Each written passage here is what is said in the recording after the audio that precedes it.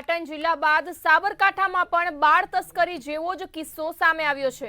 સાબરડેરી પાસે ઝૂંપડપટ્ટીમાં રહેતા શ્રમિક પરિવાર દ્વારા મોડાસાના વ્યક્તિઓ પાસેથી વ્યાજે પૈસા લીધા હતા અને તેની ઉઘરાણી અર્થે મારામારી થઈ હતી, જેમાં બે શખ્સો સહિત એક મહિલા બળજબરીપૂર્વક 7 વર્ષની બાળકીને ઉઠાવી લઈ ગયા હતા અને તેને અન્ય રાજ્યમાં 3 લાખ રૂપિયામાં વેચી દેવાનું પણ ફરિયાદમાં ઉલ્લેખ કરવામાં આવ્યો હતો।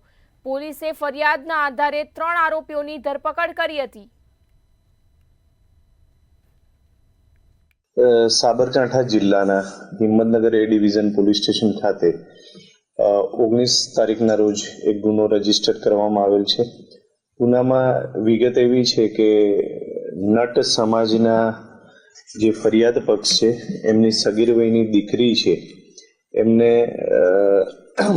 ફરિયાદમાં ઉલ્લેખ કર્યા પ્રમાણે 3 આરોપીઓ જે ઉછીના પૈસા લીધા હતા એના બદલામાં લઈ ગયા છે અને એને વેચી મારી છે।